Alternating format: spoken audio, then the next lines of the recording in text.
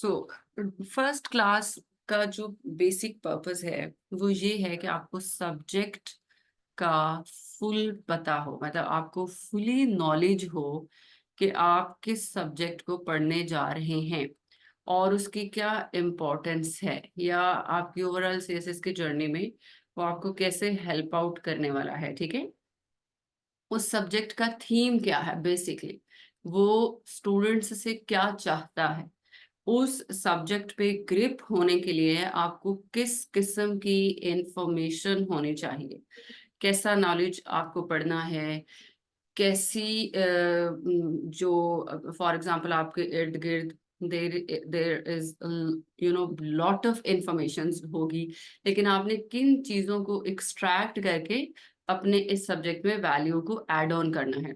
इन सारी चीजों की जब एक बहुत बेहतरीन अंडरस्टैंडिंग होती है ना एक स्टूडेंट को, तो उसका वो सब्जेक्ट बहुत अच्छा प्रिपेयर होता है।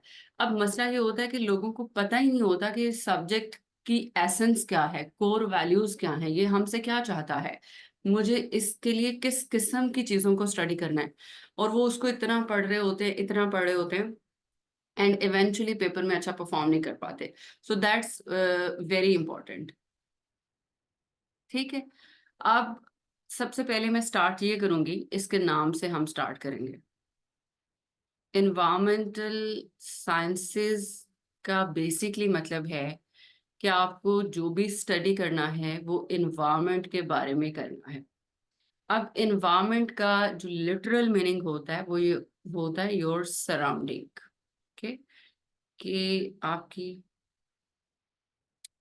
आपकी surrounding, the conditions around you, in which you grow, in which you work, in which you live, in which you reproduce, in which you manage waste, in which you utilize the resources। वो जितनी आपका surrounding conditions होती हैं, वो nature आपके around होती है, जो भी आपकी सराउंडिंग होती है उसको एनवायरनमेंट कहा जाता है। अब एनवायरनमेंट के बेसिकली दो कंपोनेंट होते हैं, एक कंपोनेंट होता है लिविंग और एक कंपोनेंट होता है नॉन लिविंग। लिविंग कंपोनेंट में सारी की सारी लाइफ आ जाती है, जिसमें एनिमल्स भी हैं, जिसमें प्लांट्स भी हैं, जिसमें इंसेक्ट्स हैं, जिसमें जितनी लाइफ है प्लैनेट अर्थ पे, वो सारी की सारी लिविंग कंपोनेंट्स में आ जाती है। और नॉन लिविंग कंपोनेंट्स में जो मेजर कंपोनेंट्स है आपके एनवायरनमेंट के, वो एयर है, लैंड है और वाटर है। ठीक है, एयर को आप एटमॉस्फेयर बोलते हैं टेक्निकली, लैंड को लिथोस्फेयर बोलते हैं और वाटर को हाइड्रोस्फेयर बोलते हैं। तो ये तीन इंपॉर्टेंट कंपोनेंट्स हैं एनवायरनमेंट के, इनको ए बायोटिक कंपोनेंट्स भी कहा जाता है और लिविंग कंपोनेंट्स को बायोटिक कंपोनेंट कहा जाता है, और ये सारे के सारे बायोस्फेयर में आ जाते हैं। अभी तो इन्वायरमेंटल साइंसेस में फिर हमने क्या पढ़ना है, बेसिकली इन्वायरमेंटल साइंसेस में हमें इन्वायरमेंट के इन कंपोनेंट्स के बिटवीन रिलेशन को पढ़ना है, basically how they are inter related, how they are dependent upon each other. ये डिपेंडेंट है, कोई भी कंपोनेंट इंडिपेंडेंटली सरवाइव नहीं कर सकता। उसको मेंटेन करने के लिए, उसकी कंजर्वेशन के लिए, उसकी सर्वाइवल के लिए इम्पॉर्टेंट है कि वो बाकी कंपोनेंट्स के साथ अलाइनमेंट में सरवाइव करे। अच्छा, अब ये लिविंग वर्सेस नॉन लिविंग की गेम है। इंटरडिपेंडेंट होने का मतलब ये है कि जो ह्यूमंस हैं ये डिपेंडेंट हैं, या जो जो भी आपकी लाइफ समझ लें, जिसमें एनिमल्स, प्लांट्स, ये सब, they are dependent upon environmental resources, जिसमें आपकी एयर, वाटर, सॉइल, ये सारे कंपोनेंट्स आ जाते हैं। इवन सिर्फ अगर लाइफ में से ह्यूमंस की बात करें तो बाकी अदर लिविंग सब डोमेन्स, जिसमें एनिमल्स, इंसेक्ट्स, प्लांट्स, सॉइल के लिविंग कंपोनेंट, उन सब पे हमारी लाइफ डिपेंडेंट है। तो इसका मतलब कि ह्यूमंस ने इतनी डेवलपमेंट कैसे की, इतनी सिविलाइजेशंस कैसे डेवलप हो गई, शहर बन गए, फैक्ट्रीज लग गई, इकोनॉमीज, इवन हम एआई की तरफ चले गए, द मोस्ट डेवलप्ड फेज वाले इरा में हम रह रहे हैं। तो इंसानों ने नेचर को यूटिलाइज करना शुरू किया। सबसे पहले वो ट्राइब्स थे, फिर वो जंगलों में रहते थे, फिर उन्होंने गारों में रहते थे, फिर वो जंगलों में चले गए, फिर उन्होंने एग्रीकल्चर शुरू कर दी, ट्राइब्स बन गए, फिर छोटे छोटे शहर आबाद होना शुरू हो गए। तो इसी तरह से सेटलमेंट्स की तरफ जब ह्यूमंस गए, सिटीज बन गई, फिर एग्रीकल्चर के एडवांस सिस्टम आ गए, फिर फैक्ट्रीज लगी। तो ये सारा नेचुरल रिसोर्सेज की एक्सप्लॉयटेशन पे हुआ। वाटर को एक्सप्लॉइट किया without conserving the water resources, without maintaining the water resources, land को एक्सप्लॉइट किया, और जब इन दोनों नेचुरल रिसोर्सेज को एक्सप्लॉइट किया तो इनका जो बाय प्रोडक्ट था वो था वेस्ट। अब जो वेस्ट है, for example consider this your earth, ये आपकी अर्थ है, ठीक है। यहाँ पे हमने रोड्स बना लिए, यानी ट्रांसपोर्टेशन का सिस्टम आ गया। यहाँ पे हमने फैक्ट्री लगा ली, यानी इंडस्ट्रियलाइजेशन हो गई। यहाँ पे हमने एग्रीकल्चर स्टार्ट कर दी, यानी एग्रीकल्चरल रेवोल्यूशन आ गई, क्रॉपिंग हो गई। यहाँ पे हमने सिटीज बना लिए, यानी सेटलमेंट्स बन गई, तो रेस्टोरेंट्स बन गए, सब। अब ये सब किस वजह से हुआ? कि आपने वाटर और लैंड, इन रिसोर्सेज को यूटिलाइज करना शुरू कर दिया। मुसद्दिक, आप स्क्रीन को टच नहीं करें, स्क्रीन को टच नहीं करें। अच्छा, अब जब हमने इन रिसोर्सेज को यूटिलाइज किया तो इनका कोई ना कोई बाय प्रोडक्ट था, दैट वाज वेस्ट। अब वेस्ट को दो तीन जगहें मिली डंप होने के लिए। जो गैशियस वेस्ट था, यानी रोड्स के ऊपर व्हीकल चल रहा है तो धुआं निकल रहा है, फैक्ट्री से इमिशंस आ रही हैं, एग्रीकल्चरल प्रैक्टिसेस हो रही हैं तो बहुत सारी इमिशंस आपकी एयर में जा रही हैं। आप ऑफ कोर्स रेस्पिरेशन से कार्बन डाइऑक्साइड एयर में जा रही है। तो जो गैशियस वेस्ट था वो चला गया एयर में, और जो सॉलिड वेस्ट था किसी भी किस्म का कमर्शियल, रेजिडेंशियल, एग्रीकल्चरल, फैक्ट्री का वेस्ट, इलेक्ट्रिक वेस्ट, वो दो जगहों पे गया, वाटर में और सॉइल में। पहले तो यूटिलाइजेशन ऑफ द रिसोर्सेज बहुत अनलिमिटेड हुई, विदाउट एनी प्लानिंग हुई, एक्सप्लॉइटेशन हुई ऑफ द नेचुरल रिसोर्सेज। जमीन से ऑयल निकाला गया, मिनरल्स निकाली गई। पहले तो यूटिलाइजेशन बहुत नॉन अनजस्टिफाइड हुई, और फिर जो वेस्ट था, जो बाय प्रोडक्ट था हमारी डेवलपमेंट का, उसको उसी नेचुरल रिसोर्सेज में उसको डंप किया गया। तो रिजल्ट क्या निकला इस सारी हमारी हिस्ट्री का, और जिस स्टेज पे आज हम पहुंचे हैं, कि हमने वाटर को पोल्यूट कर लिया, ठीक है, वाटर पोल्यूशन हो गई। हमने अपनी एयर को पोल्यूट कर लिया, तो एयर पोल्यूशन होगी, ठीक है। वाटर पोल्यूशन, एयर पोल्यूशन वाले एरा में हम रह रहे हैं। सॉइल में इतना वेस्ट और एक्सेसिव फार्मिंग प्रैक्टिसेस की वजह से soil pollution, soil degradation, drought, salinisation, water table आपका लो हो गया। हमने नेचर को कंप्लीटली डिस्ट्रॉय कर लिया। ये फर्स्ट एस्पेक्ट अभी मैंने आपके सामने रखा है। सेकेंड एस्पेक्ट इज दैट कि जब इतना गैशियस वेस्ट एयर में गया, या जो भी उसके बाय प्रोडक्ट्स थे वो आपके एयर में गए, तो उनमें ऐसी गैसेस थी जिनके अंदर ये एबिलिटी थी कि वो सन की जो हीट है जो अर्थ पे आ रही है उसको ट्रैप कर लेती हैं, उनमें ये एबिलिटी है। फॉर एग्जाम्पल, अगर मैं दिखाना चाहूँ तो दिस इज योर अर्थ, ठीक है, ये अर्थ है, और दिस इज सन। सन से हीट वेव्स आती हैं, इसको basically heat budget of the earth कहा जाता है, अगर आपने एनवायरमेंट जीएसएमएस को पढ़ा हो। तो जितनी हीट की, टेम्परेचर की अर्थ को जरूरत होती है उसको रख लेता है, अब्जॉर्ब कर लेता है, बाकी बैक इनटू द स्पेस। लेकिन ये गैशियस वेस्ट ने इस अर्थ के अराउंड एक ऐसा एनवेलप और सर्कल बना लिया कि ये सारी की सारी हीट को इन्होंने ट्रैप करना शुरू कर लिया। और रिजल्ट क्या हुआ कि आहिस्ता आहिस्ता प्लैनेट अर्थ का टेम्परेचर बढ़ता गया।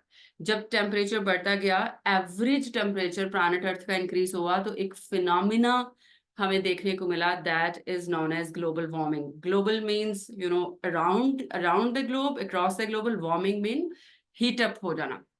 आपका ग्लोब वार्मिंग की तरफ जा रहा है। जिसकी वजह से जब temperature is one of the components of the weather और क्लाइमेट, एक कंपोनेंट में चेंज आ गया, टेम्परेचर ऊपर हुआ, आपकी विंड्स गर्म वार्म अप हो गई, आपकी प्लांटेशन डिस्ट्रॉय हो गई, आपकी लैंड डिजर्टिफिकेशन की तरफ चली गई, हीट वेव्स आ गई, ड्राउट बढ़ गए, एक्सट्रीम वेदर फिनोमेनाज आ गए, eventually global warming has lead humanity towards climate change. तो अभी हम क्लाइमेट चेंज को फेस कर रहे हैं। So this is how humans have, you know, disturbed their connection with the nature। उसको बैलेंस रखने की बजाय, मेंटेन रखने की बजाय, नेचर का जो बैलेंस है वो हम डिस्ट्रॉय कर चुके हैं। Now this is the basic theme of environmental sciences. So आपको एनवायरमेंटल साइंसेज में क्या पढ़ना है, आपके सब्जेक्ट की एसेंस क्या है, आपके सब्जेक्ट की कोर वैल्यूज क्या हैं, वो ये हैं कि आपको इन्वायरमेंटल इश्यूज को स्टडी करना है, उन एनवायरमेंटल इश्यूज का क्या बैकग्राउंड है, ह्यूमंस की कौन सी ऐसी इंटरवेंशंस की वजह से हम एक पर्टिकुलर एनवायरमेंटल इशू को फेस कर रहे हैं, और अब अगर ये एनवायरमेंटल इशू हमने फेस किया है, इसके देन अगेन क्या इम्पैक्ट्स हैं हमारे ऊपर, ह्यूमैनिटी पे। ठीक है, पहले ये एनवायरमेंटल इशू अराइज कैसे हुआ, एंथ्रोपोजेनिक एक्टिविटीज की वजह से। एंथ्रोपोजेनिक एक्टिविटीज वो एक्टिविटीज होती हैं जो ह्यूमन इंटरवेंशन से होती है, यानी ह्यूमन की एक्टिविटीज की वजह से ही एक पर्टिकुलर इशू हम फेस कर रहे हैं, और देन उसके इम्पैक्ट्स ह्यूमैनिटी पे ही आ रहे हैं। तो फिर वो क्या इम्पैक्ट्स हैं, ह्यूमैनिटी कैसे उससे डिस्टर्ब हो रही है, इकोनॉमिकली, डेवलपमेंट में, हेल्थ इश्यूज में, सोशल इश्यूज में, साइकोलॉजिकल इश्यूज में, इंटरनेशनल रिलेशंस पे इन इश्यूज का बहुत इम्पैक्ट आता है। अगर आप देखें, मैं एग्जांपल देती हूँ छोटी सी, स्मोक जो है, इट्स अ ग्लोबल इशू, लेकिन एक रीजन में बिटवीन, ये बॉर्डर है, इस तरफ पाकिस्तान है, इस तरफ इंडिया है, और दोनों तरफ पंजाब लगता है बॉर्डर को, Indian Punjab and Pakistani Punjab. And Punjab is the hub of agriculture in South Asia, in India and in Pakistan as well. And smoke बहुत रैपिडली एग्रीकल्चरल प्रैक्टिसेस को इम्पैक्ट कर रही है, और एग्रीकल्चरल प्रैक्टिसेस ही स्मोक के रीजन भी हैं। तो इसकी वजह से एक ब्लेम गेम स्टार्ट हो गई है। और पाकिस्तान, जो स्मोक का सीजन होता है उन दिनों अगर आप न्यूज़पेपर देखें तो डेली एक कॉलम ये छपता है, इंडिया वाले कह रहे होते हैं पाकिस्तान की एग्रीकल्चरल प्रैक्टिसेस की वजह से स्मोक नोज नो बॉर्डर, इसको डिप्लोमेसी से हल किया जा सकता है। इसकी वजह से इन्वेस्टमेंट खत्म हो जाती है, एग्रीकल्चर के जितने प्रोजेक्ट्स पाकिस्तान में चल रहे हैं उनकी फंडिंग रुक जाती है, फॉरेन कंट्रीज, डोनर्स इन्वेस्ट नहीं करता क्योंकि हम स्मोक इशू को फेस करते हैं। तो ग्लोबल लेवल पे फंडिंग्स अफेक्ट होती हैं, इंटरनेशनल रिलेशंस अफेक्ट होते हैं, डिप्लोमेसी, इसको एक पूरी क्लाइमेट चेंज की एक पॉलिटिक्स है, उसको हम बड़ी डिटेल में पढ़ेंगे। तो इसके बाद, तो इन्वायरमेंटल साइंसेज में बेसिकली आपको, this is very interesting subject, आपको अपने सोशल इश्यूज पढ़ने हैं, those social issues who are linked with the environment। और environment का मतलब क्या, your nature, your surrounding, the conditions in which you live। इसका मतलब ये कि वो environmental issues नहीं, वो ह्यूमैनिटी के इश्यूज हैं, वो सोशल इश्यूज हैं, क्योंकि इनका एक एस्पेक्ट करंट अफेयर्स भी होगा, इनका एक एस्पेक्ट पाकिस्तान अफेयर्स भी होगा। अच्छा, अब आपने किस तरह से एक टॉपिक को अप्रोच करना है, जब भी हम एनवायरमेंटल इशू को पढ़ते हैं, या सोशल इशू को लिंक्ड विद एनवायरमेंट, तो स्टार्ट हम उसको कंसेप्चुअल अंडरस्टैंडिंग से करते हैं, यानी हम उसका कॉन्सेप्ट लेते हैं। फॉर एग्जांपल स्मोक को जब हम पढ़ेंगे तो सबसे पहले हमें साइंटिफिक लैंग्वेज में पता होना चाहिए स्मोक क्या है, उसकी कोई साइंटिफिक इक्वेशन होगी, उसमें कोई गैशियस या सॉलिड या कुछ वेस्ट इन्वॉल्व होंगे, उनके आपस में कैसे रिएक्शन होते हैं, स्मोक की कॉम्पोजिशन क्या है, ये थोड़ा सा कॉन्सेप्चुअल अंडरस्टैंडिंग लेनी है। बेसिक कॉन्सेप्चुअल अंडरस्टैंडिंग लेने के बाद हम उस टॉपिक को कन्वर्ट कर लेते हैं सोशल टॉपिक में। फिर हम चले जाएंगे कि पंजाब गवर्नमेंट की क्या पॉलिसीज रही हैं, और क्या लूप होल्स हैं, क्यों पंजाब में इतनी स्मोक है। हर साल स्मोक के सीजन में लाहौर को the most polluted city in the world declare कर दिया जाता है, not only in Pakistan, not only in Asia, in the world. उससे क्या लाहौर की टूरिज्म पे इम्पैक्ट आते हैं, इकोनॉमी कैसे डिस्टर्ब होती है, हॉस्पिटल्स पे कैसे बर्डन आता है, इंफ्रास्ट्रक्चर, और फिर जब उसके सोल्यूशन की तरफ जाते हैं तो आर्टिफिशियल रेन की तरफ जाते हैं। इस दफा 3 करोड़ के नजदीक कोई पंजाब गवर्नमेंट का एक्सपेंसेस हुए हैं आर्टिफिशियल रेन पे। तो वो सारी मिस मैनेजमेंट और फिर मैनेजमेंट और फिर पॉलिसीज और फिर साइंटिफिक सॉल्यूशंस भी हम इसका देखते हैं, टेक्नोलॉजिकल सॉल्यूशन भी देखते हैं। आपने एक टॉपिक को ऐसे अप्रोच करना है। सो in a nutshell, environmental sciences is the most interesting subject in the overall CSS subjects. आप इसके क्या फायदे हैं अगर environmental sciences को आप select करते हैं या आप इस subject को opt कर लेते हैं? ये आपको एक बड़ी clear picture देता है overall humanity की history की। करंट अफेयर्स के बहुत सारे टॉपिक इसमें कवर हो जाएंगे, जैसे water shortage, energy crisis, climate change, global warming, environmental management, और इसी वजह से इसमें से आपके 2-3 ऐसे भी कवर हो जाते हैं। जीएसए के काफी सारे टॉपिक्स इसमें कवर हो जाते हैं। मैं आपको अगर 2021 के एग्जांपल दूं तो आईआर के पेपर में भी क्लाइमेट चेंज पे क्वेश्चन था, पाकिस्तान अफेयर्स में भी क्लाइमेट चेंज पे क्वेश्चन था, करंट अफेयर्स में भी क्लाइमेट चेंज पे क्वेश्चन था, जीएसए में भी इन्वायरमेंटल साइंसेस पे क्वेश्चन होते हैं, फिर इन्वायरमेंटल साइंसेस में तो आने ही आने हैं। इवन कॉम्पिटिटिव एग्जाम्स जितने भी अराउंड द ग्लोब हो रहे हैं, आर्मी के एग्जाम्स हो रहे थे और उसमें क्लाइमेट चेंज और एनवायरनमेंट पे क्वेश्चंस आए हुए थे।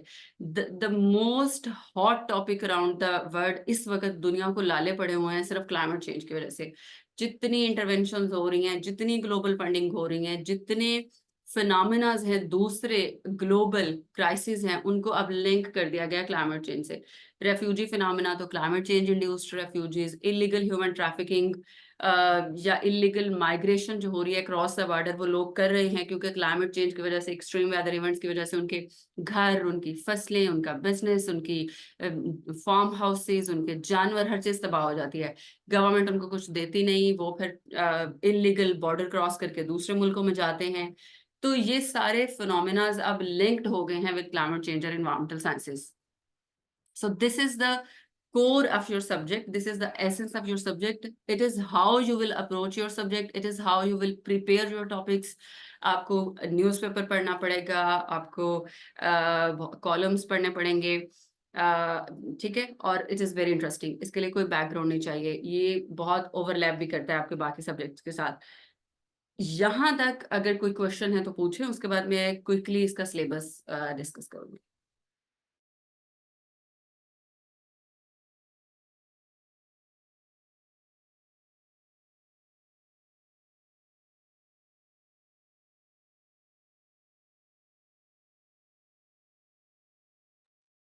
आई guess there is no question. अच्छा, क्योंकि टाइम थोड़ा है, मैंने सिर्फ इसमें एक ही मीटिंग आज शेड्यूल की थी, सिर्फ इसलिए कि हमारा इंट्रोडक्टरी लेक्चर है। तो मैं बहुत आपको आज ही बर्डनाइज नहीं करूंगी कि आप चीज़ों को डाइजेस्ट ना कर सकें।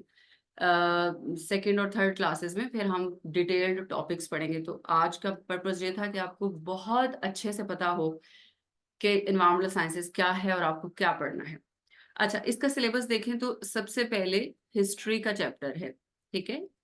उसके बाद है सस्टेनेबल डेवलपमेंट इश्यूज, उसके बाद कुछ ब्रांचेस हैं एनवायरमेंटल साइंसेस की, उसके बाद है एनवायरमेंटल पोल्यूशन वाला चैप्टर, और देन है क्लाइमेट चेंज, देन है एनवायरमेंटल गवर्नेंस वाला चैप्टर, देन है ग्लोबल इनिशिएटिव्स, ठीक है।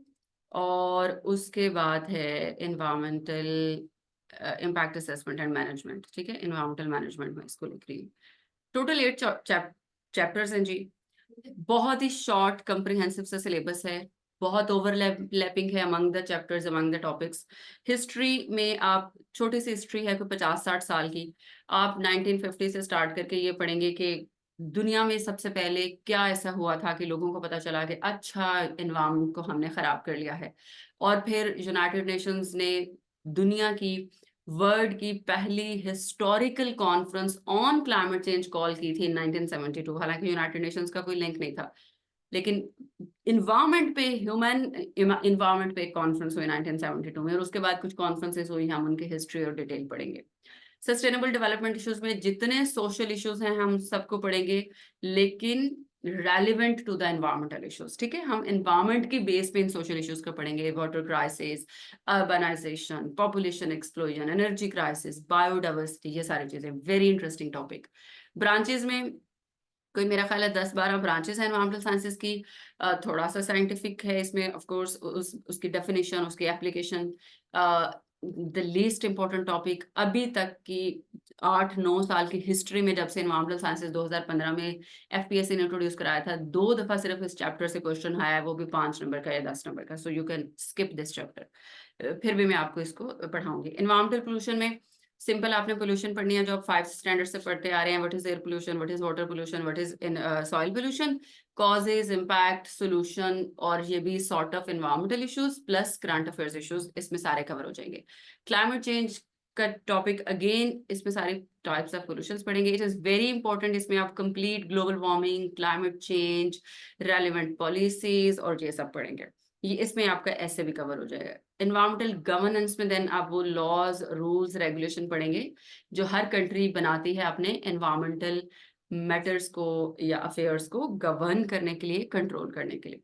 ग्लोबल इनिशिएटिव्स में कुछ ग्लोबल एग्रीमेंट्स पढ़ेंगे, जैसे मोस्ट फेमस क्योटो प्रोटोकॉल और ये सब, कि ग्लोबल लेवल पे कंट्रीज के दरमियान कौन से वो एग्रीमेंट्स हैं जिसके बेसिस पे एनवायरमेंटल इश्यूज को सॉर्ट आउट किया जाता है, जिसके लिए यूएन रिस्पॉन्सिबल है।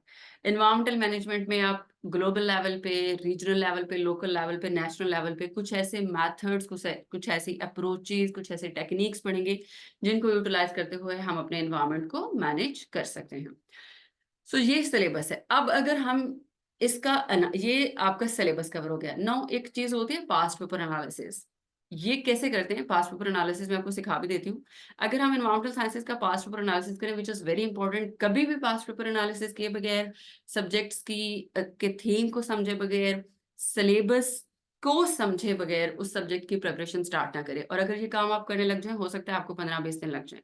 मैं आपको एक क्लास में करवा रही हूँ, and this is very important. उसके बाद बेशक 10 दिन में आप अपना सब्जेक्ट खत्म कर लें, ये नहीं करेंगे तो 2 महीने में नहीं समझ आएगा कि क्या पढ़ रहे हैं, पढ़ना क्या है क्या। ठीक है। पास्ट पेपर एनालिसिस ऐसे करते हैं कि जितने भी लास्ट 5 ईयर्स के पेपर हैं वो उठा लेते हैं। एक साइड पे लिखते हैं चैप्टर, आगे लिखते हैं टॉपिक्स। ठीक है, फॉर एग्जाम्पल इस चैप्टर में 1, 2, 3, 4, 5 टॉपिक्स हैं। आगे लिख लेते हैं ईयर्स। फॉर एग्जाम्पल 2015 से स्टार्ट करते हैं। 2015 में चैप्टर 1 में इस टॉपिक से एक क्वेश्चन आया। ठीक है जी, 2015। 2016 में चैप्टर 1 से इस टॉपिक से 2 क्वेश्चन आए। देन 2017 में चैप्टर 1 में इस टॉपिक से, अब ये ऐसे है तो आप इंडिकेट कर सकते हैं, 3 क्वेश्चन आए। जब आप इस तरह सारा एनालिसिस कर लेंगे, जो कि मेरा यूट्यूब चैनल है तैयबा हफीज के नाम से, वहां पे मैंने कंप्लीट उसी, वो हालांकि 8 मिनट की वीडियो है सिर्फ, मैंने उसमें ये complete analysis topic by topic करवाया स्टूडेंट्स को, और उसमें पूरी स्लाइड्स पढ़ी हैं। जरूर उसको देखिएगा, very helpful for you.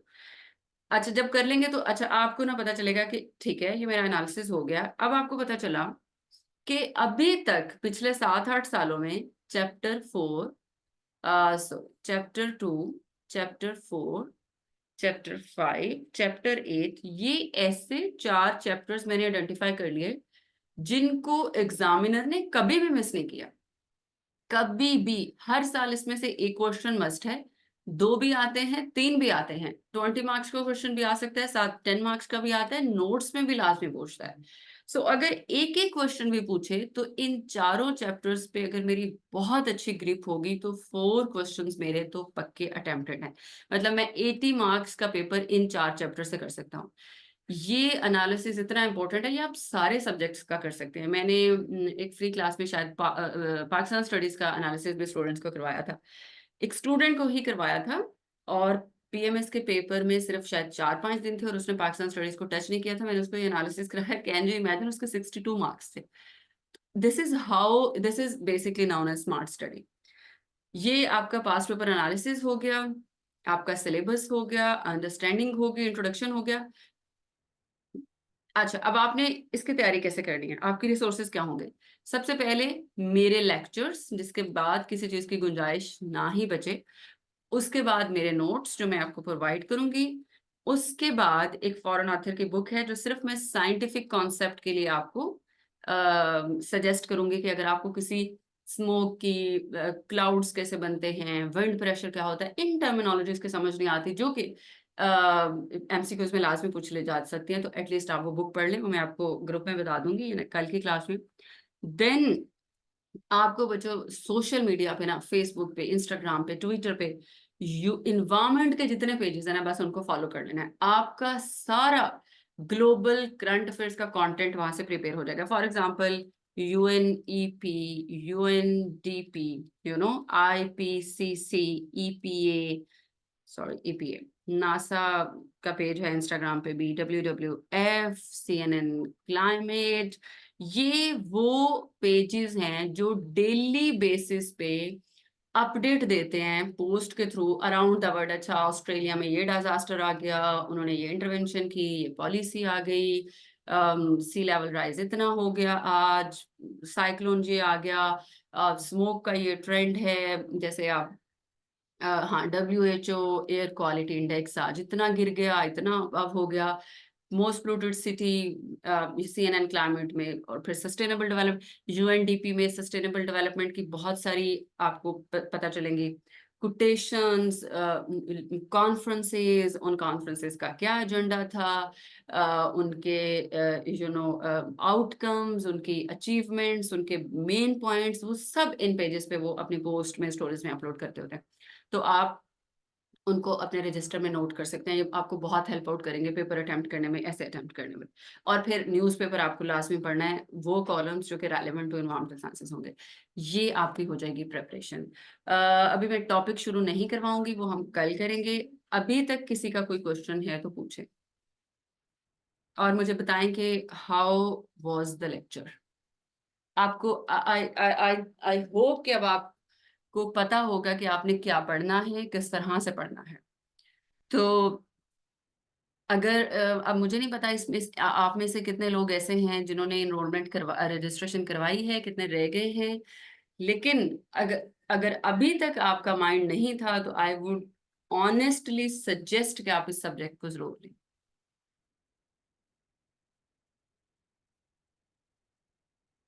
Thank you Hamna. Book में इन्वायरमेंटल साइंसेस पे कोई रिकमेंड नहीं करूंगी। मैं कंसेप्चुअल अंडरस्टैंडिंग के लिए, एक फॉरेन ऑथर है माइकल एलाबाई, उन्होंने इन्वायरमेंटल फिनोमेना को बहुत अच्छे से कवर किया है। उसके कुछ पेजेस मैं आपको पॉइंट आउट कर दूंगी, वो आप पढ़ लीजिएगा, वो आपको हेल्प आउट करेंगे नेचर को और जो साइंटिफिक कॉन्सेप्ट है एसोसिएटेड विद द एनवायरनमेंट उनको अंडरस्टैंड करने में। और फिर आपको पता चलेगा अच्छा नेचर में टेक्निकली ये चेंज आ रहा है जिसकी वजह से हम अफेक्ट हो रहे हैं, तो फिर आपका ज्यादा आपकी ग्रिप हो जाएगी। बाकी जो मैंने आपको रिसोर्सेज बताए हैं आपने ये फॉलो करने हैं, मेरे लेक्चर्स, मेरे नोट्स, न्यूज़पेपर, अच्छे आर्टिकल्स पढ़ लें गूगल पे, एक दो मोर देन एनफ। कोई बुक पढ़ने की जरूरत नहीं है। मैं आपको वेबसाइट्स कुछ बताऊंगी, उन वेबसाइट्स पे वो इन्हीं की बेसिकली आईपीसीसी की, यूएनईपी की एनुअल रिपोर्ट्स पढ़ेंगे, आपको पूरा पाकिस्तान का एनुअल रिपोर्ट में A to Z एनालिसिस मिल जाएगा। इसके अलावा कुछ पढ़ने की जरूरत नहीं है। ठीक है, क्लास का टाइम एंड हो रहा है। हम इंशाल्लाह नेक्स्ट क्लास में हिस्ट्री वाले चैप्टर से स्टार्ट करेंगे, और कोई भी किसी का क्वेश्चन हो तो वो ग्रुप में भी पूछ सकते हैं। हम पेपर अटेम्प्टिंग अप्रोचेस को भी अच्छे से स्टडी करेंगे, हम क्वेश्चंस भी अटेम्प्ट करेंगे, इवैल्यूएशन भी होगी, और जो भी एक्स्ट्रा आपको लगे कि ये टॉपिक कवर होना चाहिए, ये टॉपिक एसोसिएटेड है एम्पावरमेंट से, उसको भी हम कवर करेंगे। ठीक है जी, और किसी का कोई क्वेश्चन?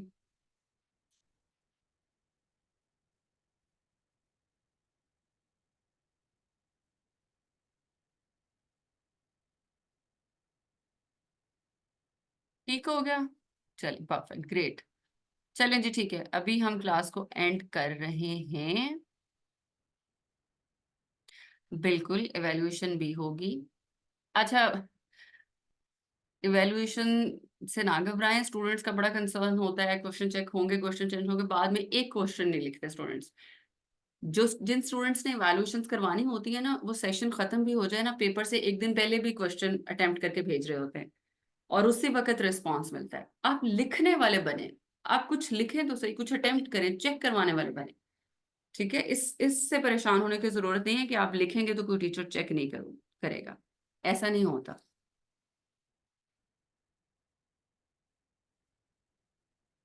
चलें जी, ओके, ग्रेट। इंशाल्लाह कल हम फर्स्ट हिस्ट्री वाला चैप्टर और फर्स्ट उसका टॉपिक पढ़ेंगे डिटेल। ठीक है, टिल देन अल्लाह हाफिज। ओके जी, इंशाल्लाह मैं क्लास एंड कर रही हूँ। अल्लाह हाफिज।